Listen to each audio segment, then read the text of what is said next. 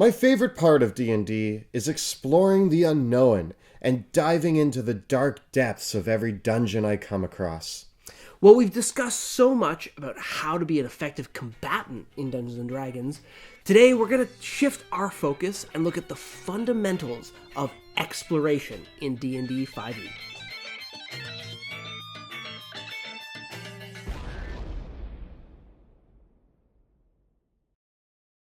Greetings, adventurers! My name is Monty Martin. And I'm Kelly McLaughlin. And we are the Dungeon Dudes. And today we're taking a look at the fundamentals of exploration in Dungeons & Dragons 5th edition. Exploration is one of the great three pillars of Dungeons & Dragons, alongside combat and social interaction. And while the lines between these three can often blur, and all of them can be happening at once, exploring fantastic environments is one of the most evocative and memorable and truly magical parts of playing D&D. Going into a fantastic world, meeting amazing creatures, going to places that could not or do not exist in the real world, really is the stuff of adventure. But there's a lot of really interesting strategies for how to explore an environment like a smart adventurer that really don't get discussed a lot, especially compared to how to be a great combatant and how to take the best abilities that will deal the most damage. One thing to keep in mind about the exploration in D&D is how open-ended it is. With a world of possibilities and only your imagination to limit you, it's easy to get lost in all of the concepts and ideas of how to be a good explorer. So we're going to take a look at some of our tips and tricks to better explore the dungeons and wilderness that you'll be experiencing in your D&D games. Now, player characters in Dungeons & Dragons gain tons of abilities and spells from their classes that help them explore environments effectively. Whether you're playing a ranger or druid and is adept at exploring wilderness environments, or a rogue who's fantastic at detecting traps. But the tips that we're going to be looking at today are really going to focus on just the fundamentals that are common to all adventurers, regardless of your class or your abilities, and are principles that you can apply to make your game better and to gain more information. Because the exploration phase of the game, as Kelly said, it's so open-ended. It's more open-ended perhaps than even the social interaction dimension of the game, because the rules here are very lightweight. At the most, you're often only going to be working with skill checks, even when those apply, and in many cases you can explore an environment without rolling a single die, just like you can have a social interaction without rolling any dice at all. That's because it's possible to use description and interact with the environment in really intelligent ways that focus on creatively exploring even the most dangerous environments. So, let's get exploring. In my experience, player characters don't have the well-developed sense of how to explore an environment that they generally do with combat. Like, players can be naturals in a battlefield, but then totally lost when it comes to trying to navigate through a forest or get to the other side of the dungeon or break into a castle. I think one of the beautiful things here is that a lot of people grow up playing video games. They grow up with invisible walls and invisible barriers that limit you to the choices that you have. What I love about D&D is that you have no barriers or walls to really hold you back. If there's a hill that you want to climb, you can climb it. If you want to scale a wall, you can scale it. If you want to dig a hole in the ground, you can do that. The sky's the limit, and you're not limited by what the rules and guidelines are going to tell you you can or cannot do. The only rules and guidelines are in your imagination. Yeah, I find there's so many video games these days that do things like have detective vision, where the objects that you can interact with the environment are conveniently illuminated for you.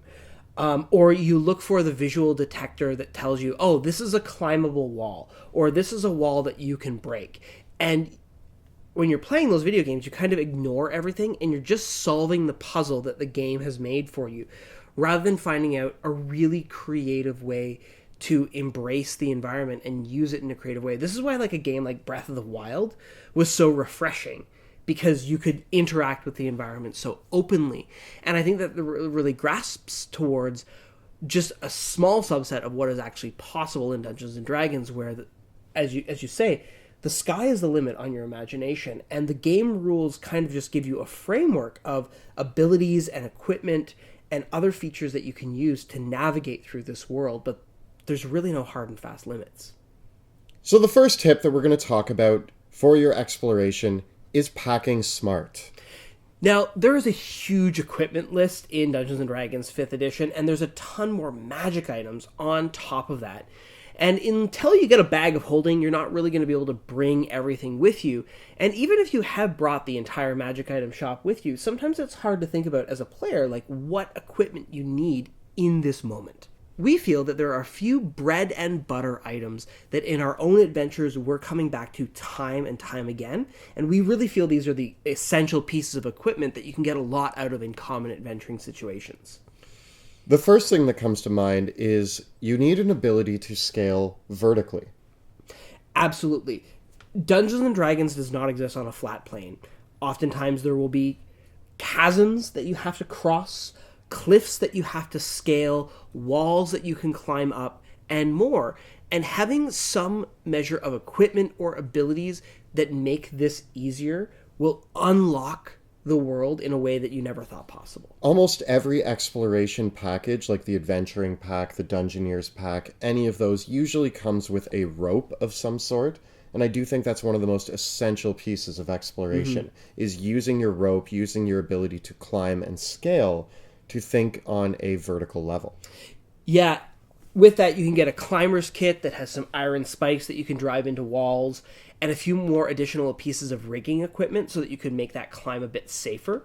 And I think it's really important with climbing is that you really want to be thinking about the party members that have lots of equipment that they're carrying with them or that might not be athletic, and what you're going to do about those people, because oftentimes the entire party might need to climb a cliff, or the entire party might need to cross a broken bridge, and you'll need to figure out a way that even those less athletically inclined characters can get across that gap. Oftentimes 50 feet of rope is not enough, and you'll need to bring longer rope or more rope than that. It's really surprising, I think, for anyone that hasn't done any climbing or rigging or anything like that, how quickly 50 feet of rope is not 50 feet of rope, because just tying knots and making a secure way of tying things up uses a lot of length. Also, the amount of times that players have been disappointed when it's like, well, I have this 50 feet of rope and I have to climb down 200 feet. Mm-hmm. Well, that's not going to cut it. But sometimes tying all the ropes together is a very good choice. Sometimes that it's not. I like to just mention this for stage rigging, is that in reality, if you take two pieces of rope and tie them together, it actually reduces the strength of the rope overall. So tying a bunch of ropes together creates more knots in it that weakens the whole chain. It's not as strong as a 300-foot piece of rope. The other thing that a lot of people don't realize is that tying a rope around your waist is profoundly dangerous. And if you were to slip and fall in the real world, the tensile strength of that rope acts like a noose and can break your spine. So in reality, a safe way of tying rope is actually to make it like a little harness and to tie it across your entire chest so that the whole surface area of the force when you drop is distributed across your body. Tying a rope around your waist is not safe at all. Logistics. I know we don't think about these logistics, but this is why things like a climber kit that have a harness and pulleys and snaps to them are good investments for adventurers, particularly ones that are worried about falling. Another thing that you'll want to bring with you is something that you can use to make fire. Now, you might be lucky and just be able to cast fireballs or prestidigitation, and you're golden. But there's so many situations where you'll need to create a light source or a heat source or light something on fire or blow something up. Tinder boxes, torches, lanterns, these are all essential pieces of your exploration. You don't want to go into a dark dungeon without a light source, especially if you don't have dark vision. On a related note, you'll also want to bring along a healer's kit with you. This is a fundamental item that many people ignore because, oh, we've got a cleric in our party. But you've never thought about, well, what's going to happen if your cleric gets injured? If they're the one that goes down? Bringing up some backup medical supplies, maybe even some antitoxin, I think are a fundamental of any adventuring group, and they should be in your inventory. Yeah, poison comes into play a lot, and having a way to fight against that can be very helpful. Beyond that, it's really common to bring a set of thieves tools. I think every party should have more than one set amongst them. Thieves tools have been endlessly useful, even apart from when you read the description of thieves tools, you're like, this is for picking locks and stealing things. But that crowbar and mirror have come into play so many times in my adventuring. That mirror has been useful for combat encounters, oddly enough, but also just seeing what's around corners and just being able to explore a little bit easier. I also think it's handy if you have someone in your party that likes breaking things. Bring a sledgehammer or like a crowbar or a tool that is meant to break objects. Oftentimes, players want to say, "Oh, I'm going to smash that with my axe," and a weapon that's meant to kill people isn't necessarily a good object to use to break down a door. Bringing something like a sledgehammer is often a stronger option that you can use. You know, it doesn't matter if it breaks. I also like to have something like a shovel with me too. Yeah, because we all know that using a shovel is always an excellent choice. Or the mold earth cantrip or something like that. Nah. So, yeah, something that lets you kind of excavate. Like a mining pick can be really, really useful. All those toolkits are surprisingly handy. And you can make you think about things in different ways. Like, I could get a lot of use out of bringing a chisel and a few other small hand tools because maybe I can't pick the lock on that door, but maybe I can pull the hinges off of it and knock it over. I think the general rule of thumb here is a lot of players, when they get their Explorers pack or their Dungeoneers pack, they don't often read what's in those packs. They just say, cool, I have this, I hope it's useful. A lot of those come with some really cool items that can be endlessly useful if put in the right circumstances. So always be aware of what is in your pack and what you might be able to use to change a certain situation or benefit the entire party during exploration. Yeah, and always prepare for harsh weather. Bring an extra cloak, an extra bedroll, and never forget to bring a knife and a towel. Alongside all this, with your equipment, you want to make sure that you're prepared to camp smart. When you're exploring an environment, particularly a dungeon, I think it's really important to always be thinking about, okay, where's our safe point? Where can we retreat to safely if we get into trouble? Where's the meeting point in the emergency?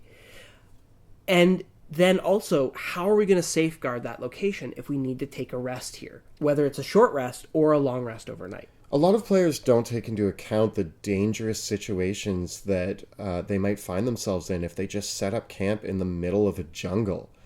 They might get eaten by any sort of monster doing that. You always want to look for an advantageous place to set up camp. They didn't set up camp just in the middle of the woods all the time. They waited until they got to Weathertop in Lord of the Rings to set up a defendable camp. So it's finding those advantageous positions and places that you can set up a good camp where you can keep watch, where you have an eye on your surroundings and are able to defend it if it comes to that. Similarly, depending on the environment that you're exploring, you might not be in an environment where you can find a warm or cool enough place to make camp. You might not be able to find a place where you can get clean drinking water. Tomb of Annihilation, exploring the jungles of Chult, is great for this because it talks about how many parasites live in the water and how many insects exist in the environment. So having a campsite that has insect netting and insect repellent is really essential to being successful in that adventure. So just the problems of getting around having the supplies can be an adventure all in themselves. Not every group is going to really worry about all these details. Some groups can find this a little bit tedious. But I do find that even for an experienced group that isn't too worried about the details of do you have enough rations in your supplies, just knowing, oh, our adventuring site actually doesn't have any fresh water around it, can help you avoid awful surprises. Even if you're not one for tracking rations, keeping in mind what sort of things they might find if they are foraging, because it might not all be food. I'm about to run out of the abyss, and amongst the many mushrooms that are edible that they might find in the Underdark, they can also find very poisonous ones or ones that have strange side effects. They might not know what these do until they try them. Once you've brought all your equipment and you've figured out your safe point where you're going to retreat back to after you've actually explored the dungeon, the next big step is just staying alert of your surroundings. In Dungeons & Dragons, The Dungeon Master is your eyes and ears as a player character. And learning how to work with the Dungeon Master to understand what your character can see and hear is a skill that you can actually work on and develop. Make sure to ask questions. The Dungeon Master will give you information and will never really give you more than what your surroundings are, what you can see, smell, hear. But asking those questions, what do I see? What do I smell? What do I hear? If you haven't already gathered that information, the Dungeon Master filling in these gaps will give you a better idea of your surroundings. Especially asking questions about your senses that aren't sight. I find that this is true even for experienced or new Dungeon Masters. Your DM might be someone that gives tons and tons and tons of great description, but not every Dungeon Master does that or is used to doing it or provides all the details that actually exist in an environment. And you might be wondering, oh, well, what is on the ceiling? What is illuminating this room? What can I smell? What's the temperature of the room like? Asking these questions can give you a lot of information or clues about what you might be encountering in the next room or the next bit of the environment. That said, remember that the Dungeon Master only needs to provide you with the facts of what you can perceive. It's up to you as a player to draw conclusions about that. And so, well, asking a question like, do I feel like the ceiling might collapse in on me? You can ask that question, but the Dungeon Master might reply to you and say, well, you can see cracks in the ceiling, and you've got Dwarven stone cunning, so you know that this is an indicator of a possible collapse. But it's really up to you as a player to draw that final conclusion. The Dungeon Master isn't responsible for making those decisions for you. That's up to you to draw the conclusions. As a player, it's good to get under the idea that you're asking questions like, what do I sense? Not what would the outcome be if, or what is the possible outcome if. These kind of questions are not ones that the Dungeon Master will probably be able to answer. Do you think I could clear this gap if I jumped? Well, there's one way to find out. Try jumping over it. The other thing that is often something that players underestimate the impact of, but has affected my descriptions in the past, is simply changing your perspective. Getting higher or lower, or looking at a room from a different angle can often reveal new information. And so, be ready to move a little bit throughout a space or an environment and try to get a different perspective on the area. If you can get a high vantage point, that will reveal a different amount of information about the environment than when you're just standing on the ground. Finally, don't assume that all the information can be revealed through sight alone. Worst of all, don't walk into a room or a new environment and say, I make a perception check, and expect to get all the information about the environment. It's on you as a player to describe how you interact with the environment, and it's on you to make your own conclusions. Asking good questions might prompt you to make a perception check to gain more information, but don't count on everything just being given to you about an environment. Sometimes the only way to find out information about an object is to pick it up or touch it or push the button. Just one thing, be careful about what your character tries to taste, and be smart about what you touch or pick up. Don't put it in your mouth. Now, being aware goes hand in hand with scoping out the environment properly. When you arrive at a new location, sometimes the main entrance you see is not the only entrance, and in some cases it's more beneficial for you to walk around the environment, find out what entrances, exits, or other obstacles you might encounter could be there. Find out all the information you can before proceeding with your exploration. Countless old school dungeons had more than one way to get into them. Oftentimes players wouldn't discover these until they had ventured deeply into them, only to discover that, oh, had they looked behind the waterfall just up the river, there was another entrance there. Or over in that group of trees, there was a ruined tower that was connected to the basement of that ancient church. There are plenty of awesome dungeon design principles that really emphasize creating more than one way to get into or out of a dungeon or other environment. Even just with buildings, if you're exploring an urban environment, virtually every building has more than one door leading into it, And a window is a form of entrance. So coming up on the second story of a building or a castle, climbing over the walls, even breaking in through the top of the roof or coming up through the sewers.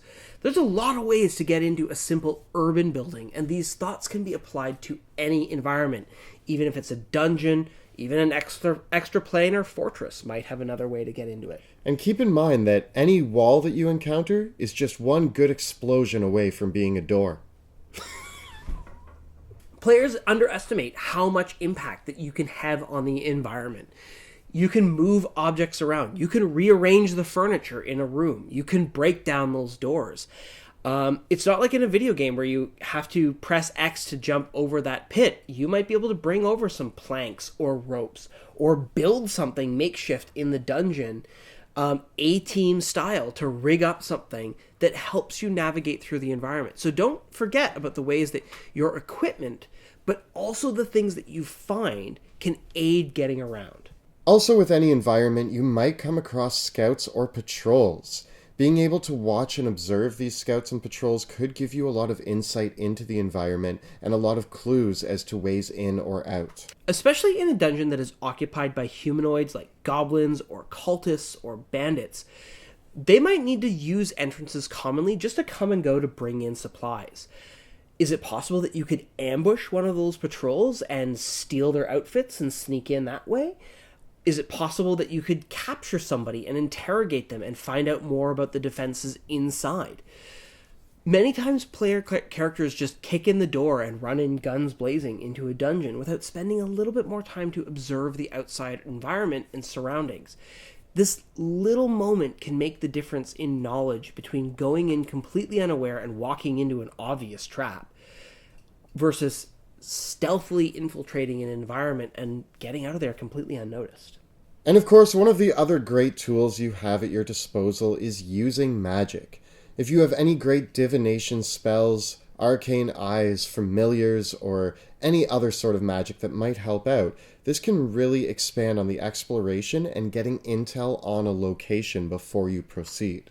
It's very easy to turn your familiar invisible and send them in to scout through a location. Even having a familiar that's a spider or a rat might be enough. In one of our campaigns, the party was trying to infiltrate a fortress in the middle of the forest. So the druid turned into a squirrel and scouted out the entire castle as a squirrel, which was completely innocuous. None of the guards had any reason to suspect that the squirrel was spying on them.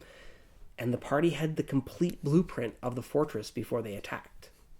Just watch out for turning into a rat, because of course goblins and orcs are known to eat rats. So you might not want to infiltrate on your own and only to end up as goblin breakfast. That's always the really mean thing to do as a DM, is if your party decides, I'm going to turn into a squirrel and infiltrate this castle. And it just so happens that one of the guards is like, I feel like eating squirrel today. That's just bad luck. Yeah, it is. But it can happen. That's why I like using a spell like Arcane Eye or Scrying.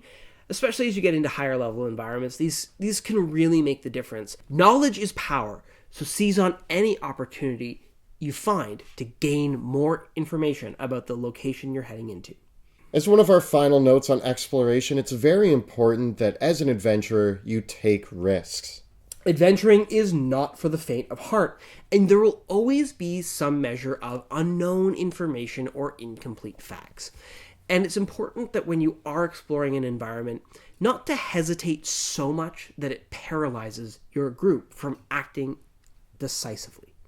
If you do end up exploring an entire environment before heading in, and you realize that you haven't found a second entrance, and you're nervous about going in the front entrance, if you don't have any other options presented to you and you're running out of ideas, it's okay to be that risk taker and say, you know what, guys, we've tried, let's just run in the front door.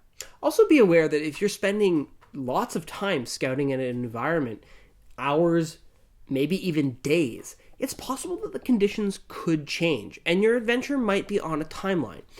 So that's why it's important to think smart about what are the ways that you can get the most information about the environment the quickest. What are the things that you can do in a timely fashion? Because it's possible that, yes, there are scouts and patrols around the dungeon, but in 3 days' time, an entire group of reinforcements is going to show up, at which point the conditions are going to be completely different. It's possible that the ritual that the evil lich is working on is going to be finished in 24 hours, so you might not have necessarily the time to thoroughly scout the location. Be smart about this. Don't hesitate, and understand that there is going to be some measure of risk and unknown involved.